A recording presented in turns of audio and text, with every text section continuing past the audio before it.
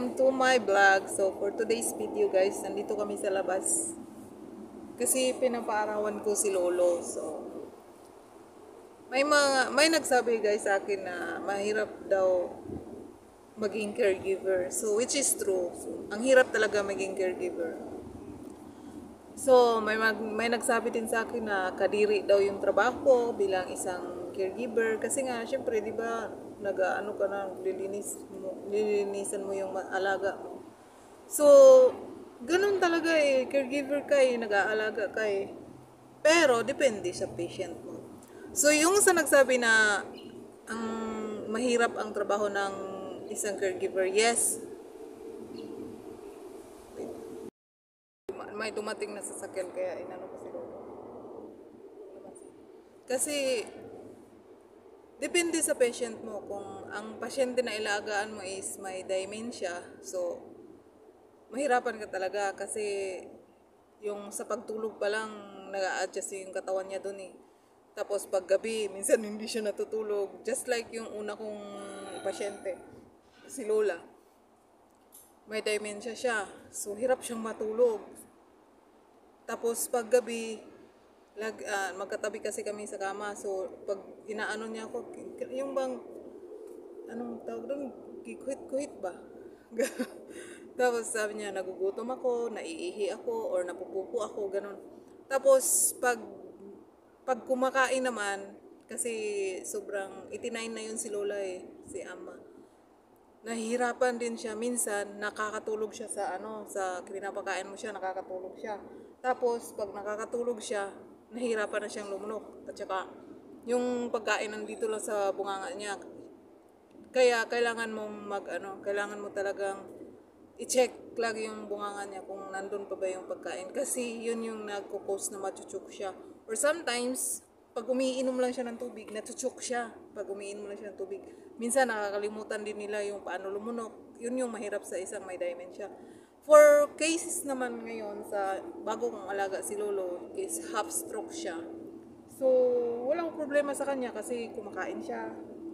Umiinom siya ng tubig, nakakalunok siya. Tapos, ang isa lang na ko sa kanya is mabigat talaga siyang buhatin. Kasi, patay yung kaliwa ng katawan So, sobrang bigat niya kasi hindi niya maano yung katawan niya. So, nung inumpisahan ko siyang i-therapy, ngayon nakakabuhay na may lakas na yung yung kaliwa niyang part ng body. So, okay na siya ngayon. Hindi na siya ganoon kabigat kasi yung paa niya natutukod na niya ba. Tapos matutulog matutulog na siya. Pag matulog na kami, chinecheck ko yung diaper niya kung may lamang puno ba. After dyan, matutulog na. Tapos kinabukasan na kami na magigising. Tapos papainuman ko lang siya ng tubig. Pero iniingatan ko pa rin siya kasi yung natsuk pa rin talaga siya. So ginagawan ko ng kung paano siya hindi matsuk. Kasi minsan si Lolo, pag hindi mo siya ginigising, minsan nakakatulog din talaga siya. Pero hindi ako ganun ka puyat. So unlike before na as in sobrang puyat. Minsan hindi siya natutulog si Ama, minsan hindi siya natutulog as in lang siya, parang siyang parang ganun. So hindi ka rin makakatulog. So, tapos nahirapan siyang huminga, ganyan. Tapos i-elevate mo na naman siya, tapos i-elevate mo naman siya, anong gusto niya. So, syempre hirap din ako mag-Mandarin. Ay, Taigi pala. Ang hirap siyang kausapin. Pero pag ganun, iinom lang siya ng tubig, tapos makakatulog na siya, kunti lang. So, Hi guys, so nakalimutan ko na saan na ba tayo.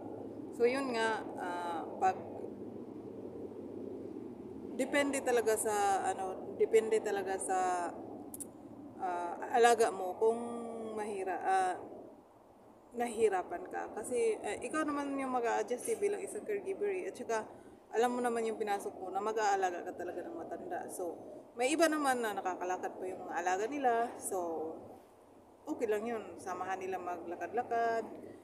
Like yung isa kong friend, yung alaga niya is nakakalakad naman, nagpupunta sila sa school kasi parang daycare siya ng mga senior citizen na nagdo-drawing sila doon, video okay, yung parang ano lang, pastime lang ng mga mga thunders. So kasama siya doon, naglalakad-lakad sila. So sa akin kasi si Lolo is bedridden. So nasa bahay lang talaga ako. So yun yung disadvantage na parang nasa loob ka lang talaga. So which is ako, okay lang sa akin kasi sanay naman na ako na nasa bahay lang. So ngayon kasi mainit, nilabas ko si Lolo kasi papainitan ko siya eh. Kailangan kasing painitan siya for 1 week na ata kaming nasa loob lang ng bahay kasi sobrang lamig. At saka kung may sun man sa labas, ang lamig ng hangin. So ngayon perfect yung weather. So nandito kami sa labas ni Lolo. And then, yun lang guys, sa mga balak mag-caregiver dito sa Taiwan. Taiwan is a good country. Ang bait ng mga tao dito. So, kaso lang ngayon talaga, pahirapan na makakuha ng GO sa Pilipinas. Kasi, iwan ko ba, parang ayaw na nila ng Pinoy kasi sobrang pasaway ng mga Pinoy. At saka, hindi naman lahat At saka, mostly na hinahanap, kinukuha nila is mga Indonesian na kasi ang advantage ng Indonesian is ang galing na magsalita ng Mandarin. So sa atin naman is more on work tayo nakabase. Yung training namin mostly sa trabaho kung paano alagaan yung mga matatanda. Ang Indonesia kasi nandyan ang kanilang training is mostly sa pag-aaral ng Mandarin. So 6 months ata sila nag-aaral ng Mandarin, which is sa amin is 2 weeks lang ata Yun lang. Saka yung OWA, yun lang. Kaya guys, sa mga nagbabalak na mag-caregiver, kailangan nyo talaga ng sobrang pasensya at saka mahalin nyo yung trabaho nyo. Kasi hindi ko kinakahiya yung trabaho ko bilang isang caregiver kung nagpupunas man ako ng pupo or whatever. Kasi nakakabayad ako ng utang. At saka malaki-laki yung sahod ko dito, unlike sa sahod ko sa Saudi Arabia. Which is malaki din naman yung sahod ko sa Saudi. Kaso sobrang dami ng trabaho. Dito si Lolo lang talaga yung naalagaan ko. Yun yung advantage dito. Malaki lang yung gastos mo, pero pa ang trabaho mo naman is okay lang. So, doon tayo sa kahit malaki yung gastos mo kasi kikitain mo naman yun pagdating mo dito Huwag ka lang maarte. Yun lang talaga. Self-control sa paggagastos ng pera. So guys, thank you so much for watching and this is Darling Vlogs at naway nasa maayos kayong kalagayan lahat. So bye-bye! See you next time! So, ayan guys, lakad-lakad ko si Lolo. Tulak-tulak ko si Lolo sa wheelchair. Ayan. Yun yung mga kapitbahay namin. Ayan. Ayan yung mga flowers nila. So, ganito lang kami guys pag maaraw. So, kasi nga winter ngayon Pero pala pa ang butterfly. So, ayan lang guys. Wala ng bulaklak ko. Ganda ng flower.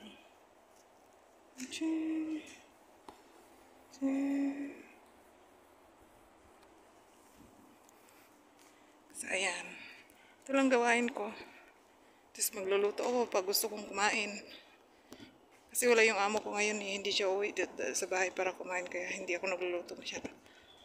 Tsaka yan. Nagpa-fasting ako kaya hindi ako masyadong nagluluto. Ayun lang guys. Tapos balik na naman kami. Minsan pumupunta ako doon. Pero pag hindi ko na trip, dito lang kami. Ayan. So, ganito lang yung trabaho ko. Araw-araw. Pag wala kami sa loob, nanonood lang ako ng TV. Minsan na ako naglilinis kasi.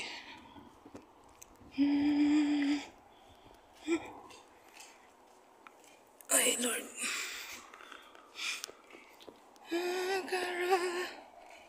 I am better fool. So, ganito lang yung buhay ng isang caregiver, guys. Dito sa Taiwan. Yan, ang ganda ng flowers. Akong kanto.